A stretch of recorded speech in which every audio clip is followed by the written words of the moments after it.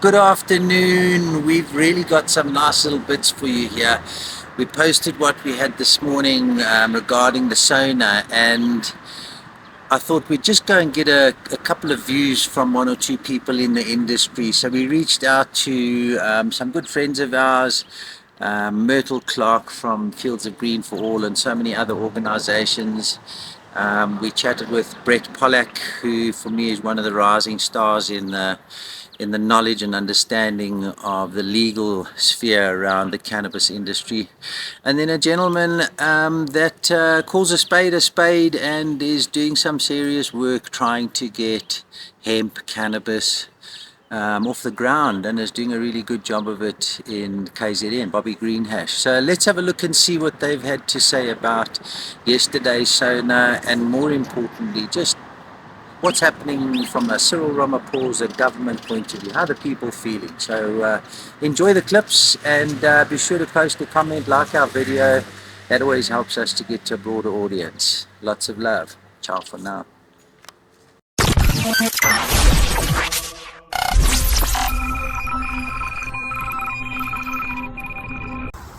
Good morning, everybody. Bobby G. Those who don't know, I'm the chairman of the KwaZulu Hemp Association, and since Cyril's announcement last night, particularly on the cannabis industry, my phone is going off the hook. My emails are just flooding in. Guys, so I'm just going to comment a bit on this a bit. It's quite a good thing that Cyril has made this announcement regarding the cannabis and hemp industry. It's been a long time coming. I've dedicated quite a bit of my life in seeing the cannabis and hemp industry in South Africa evolve and develop into the industry that it has the potential to be. There's a lot of commentary going on to the baiters and the haters that are dropping all the comments and carrying on. Guys, get with it, man. Government's not going to do anything for us on their own. You can't expect government to come up with a solution to the problems of our people. We need to put aside all of our differences. We need to start coming together and actually working together for the benefit of our people and our country. And it's as simple as that. And the hemp industry has the potential to change the economy, not just in KZN, but in the whole country. At KwaZulu Hemp Association, we've been really involved in quite a lot of rural development programs. In fact, 100% of our programs are rural development programs where we're attempting to get the traditional farmers into the commercial mainstream markets with this product. Now, what's important to understand, and I think there's a lot of confusion, is that the hemp industry and the cannabis industry, although it's one in the same plant, the hemp industry is a non-psychoactive plant, and it's grown for industrial use. It's grown for non-human consumption. And there's a lot of commentary from the haters saying, but the government are not doing anything, and they are still arresting us. Yes, I see that, I know that, but it's happening because, like any product or controlled substance, which unfortunately high THC cannabis is, there has to be some sort of control and regulation. There isn't a commodity that you use on a daily basis that is not controlled or regulated, and that's largely for consumer protection. For instance, the regulations that no under 18s can get their hands on high THC. We know all the kids smoke the stuff anyway. But the point of the matter is the absence of regulation creates a bad environment for business. So although I'm going to get quite a lot of blowback for making this statement, in reality that's how it is. If we want this industry to go forward, we need to stop fighting with government. Time for activism is over. It's time to sit down and start dialogue, start talking to our people, start talking to the government. You cannot expect the government to come up with a solution to our problems in the cannabis industry, whether it's hemp or high THC or medicinal, they don't have the knowledge or the insight. We as a people have that knowledge and insight, and we should be engaging with government in order to find a solution that is fair to all of us in the industry, including the THC guys. A little bit of an update. I do sit on various consulting committees that I consult with government and other stakeholders in the development of commercial policies and regulations. That should be out May sometime, around about the 25th, end of May. So I'll keep everybody updated as to what's going on that. Anyway, guys, have a great day. It's I'm just thankful that Cyril has taken the first step forward. He's a little bit behind us here in KZN. I think KZN has been a testimony to what this industry can be, and I think that Cyril has taken note of it.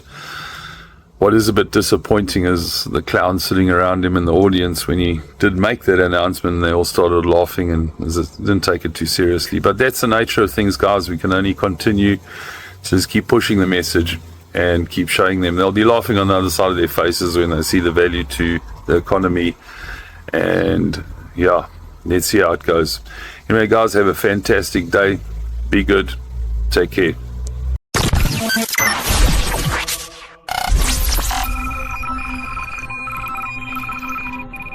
Hello to everybody at the 420 Central TV podcast.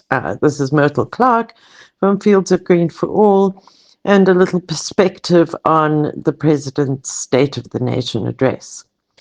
Well, this was the fourth time that our dear President had mentioned cannabis in the State of the Nation address and how he was going to get this industry off the ground. Now, I know that over the last years, certainly since the judgment in 2018, there have been a lot of people who have been super excited about the government actually coming on board 100% for this. But I think that as the years have rolled by, everything's been a bit watered down. Because even last year when he spoke about cannabis, he only spoke about cannabis. Now all of a sudden, he's talking about cannabis and hemp. So this to me smacks of old prohibitionist thinking, because our various interactions with various government departments over the last year particularly have been completely littered with the word hemp. Now, you know, and we all know that there is no tradition of industrial cannabis in Africa over our 700 years of use of our favorite plant. And now all of a sudden, the government are trying to get this hemp industry going from scratch.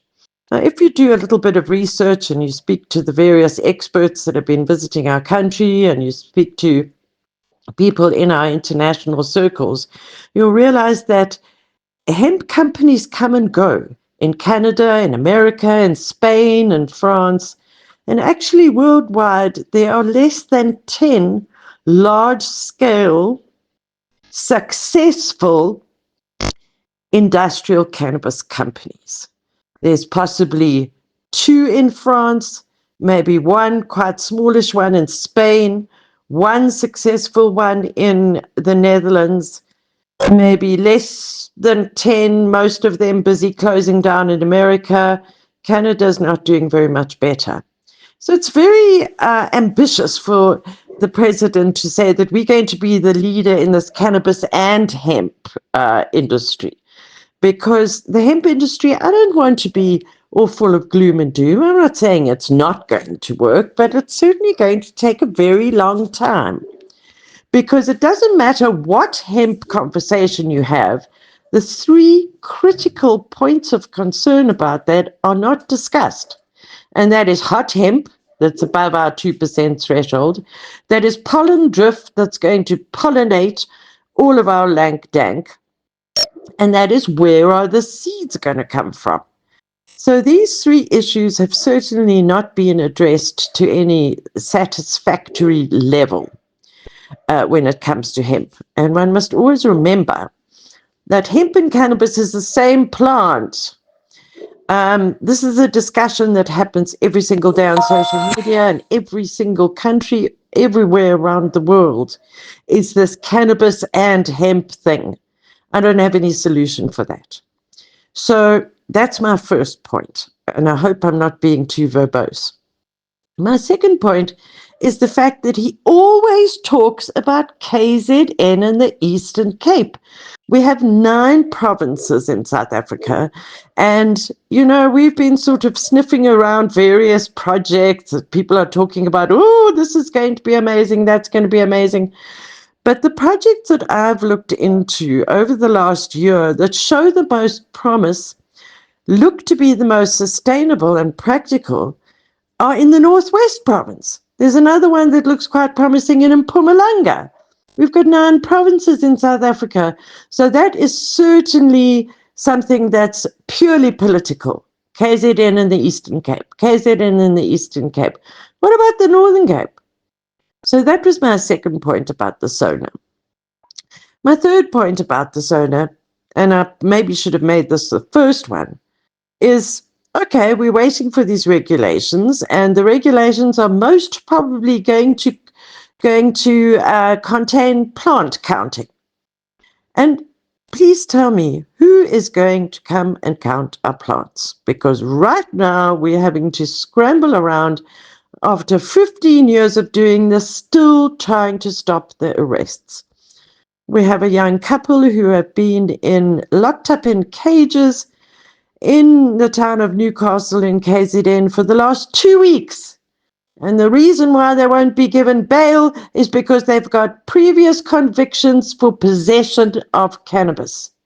So they're calling it the fact that they've got a criminal record for something that is not a crime anymore. Even today, the arrest helpline was ringing off the hook. We've put out an appeal for people to please tell us their stories for our work that we're doing with the South African Human Rights Commission. And we've had a flood of stories. And most of these arrests that are stories that are coming in that have been since 2018, since the so-called privacy judgment. So I say this over and over again, just stop arresting us. Just take cannabis and the South African Police Service and separate them entirely. Rewrite the police's key performance indexes, because that's the thing. Cannabis is there in the quotas. Ooh, says the police captain, I want 20 dacha arrests this week so that we can keep up our quotas, so that we can keep up our budgets, and so that we can all keep our jobs. Well, how's about going out and keeping up your budgets by going to catch some murderers and some rapists and some people that commit gender-based violence and all the other things that plague our beautiful country? So on the one hand, there's these 3 very, very important things that one has to remark about when it comes to the SONA. But on the other hand, at least he's still talking about it. So to end on a happier note, at least he's still talking about it. At least the government have still got delusions of making millions and squillions of monies. At least we're not still stuck in prohibition, as are all of our neighbors, as is the rest of Africa, bar a few concessions here and there, as is major Western powers like the UK and France. So let's be a little bit grateful for how far we've come and how amazing our South African cannabis community is. And that's not least of all 420 Central, the beautiful people there. And just remember that we need to focus on our humanity, and don't go too big with your business. Remember to look after yourself, your family, and your community first. So this is Myrtle Clarke from Fields of Green for All signing off, and thank you for this opportunity.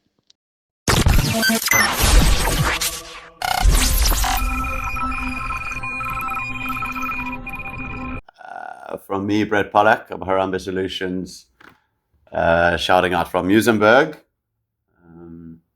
Yeah, blessed day to you and the team at 420 Central TV. Rory, the State of the Nation address. I mean, I haven't analyzed it in all its detail from the perspective of the general state of the nation. If I'm not mistaken, there was one statement made in relation to cannabis, not a very fleshed out promise as he has in previous years made. So it's, honestly, Rory, I guess, along with the rest of our community, stopped paying too much attention to the president's State of the Nation addresses. And I prefer him to say less in the State of the Nation addresses, unlike previous years where he'd go on about it and still we are left with nothing really progressive in terms of the commercialization and bringing online of our cannabis industry beyond, the sectors already established. Which themselves are still struggling. So, what can I say, Rory? Ever hopeful. I think the big thing, I don't know, in answering or addressing at least your question as regards to whether there's going to be a clear pathway forward for cannabis in South Africa. I guess the years have taught me not to believe in sweeping states of affairs to come or to make sweeping statements in relation to what I think could come. I'm ever hopeful, but I think we're at a stage right now where it's small, important victories matter the most. And I think, what we're all waiting for, at least in the private adult use, still non-commercial sector, I guess, are the regulations to be made in terms of the Cannabis for Private Purposes Act, which we're all waiting for with bated breath. Some community insiders, as I'm sure you have seen on socials and everywhere else, are throwing out something like May for the release of these draft regulations for public comment. I don't know how reliable that is. I have, though, spoken to in my general workings with some officials at the Department of Agri at Dalrod. And I've been told, for example, that an internal version of these draft regulations have been circulated amongst, internally in the department, which means that there is a draft somewhere, right, in the higher echelons of government, which we are waiting for to make our comments on. What are the regulations going to say, Rory? That's the biggest question. I mean, as Gareth Prince keeps on mentioning, we still can't really buy propagating material, never mind buds. So how are we to even exercise our cannabis private use rights if we can't really even truly buy the propagating material? So much of this, importantly, hangs in the balance, especially in relation to our club scene. So, we've all got our interpretations. We're all pushing the boundaries wherever we can, responsibly and within the law, in the name of responsible adult use, which is just something that just needs to come online finally. Don't we all think, I think, at this point, Rory?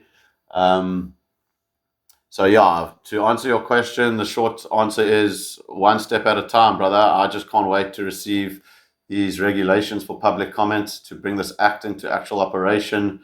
I don't know, the act itself, if you look at section 1.2, it says the prohibitions listed in certain sections, including the prohibition against dealing in cannabis, which is defined to exclude non-flowering parts of the plant, don't apply to activities that are expressly authorized in this act. Now, is an activity that is not expressly prohibited expressly authorized? I don't think so. So what are these regulations going to say? We just hope that they're drafted not, automatically ultra virus and, beyond the scope of what may be contemplated in terms of the act. We hope these regulations obviously push us as far as they can within the confines of the act, because that's what the law allows for. But we're still operating in a space where trade in at least the flowers is illegal. So again, one step at a time, brother. I try not to, I try keep moving in the space, just providing the best kind of services I can wherever I can, and assistance to people. and just kind of really kind of scraping the barrel in the here and now and doing what we can for now, piecemeal, with obviously a greater vision in mind, which is one I think at this point a lot of us share, about an inclusive cannabis economy. But yeah, that's where I'm at right now, to answer your question, my brother. And I guess,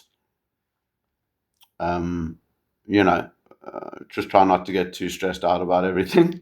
Just keep airy and groovy and moving and doing good work. So sending lots of love to you guys at 420 Central TV. And just remember,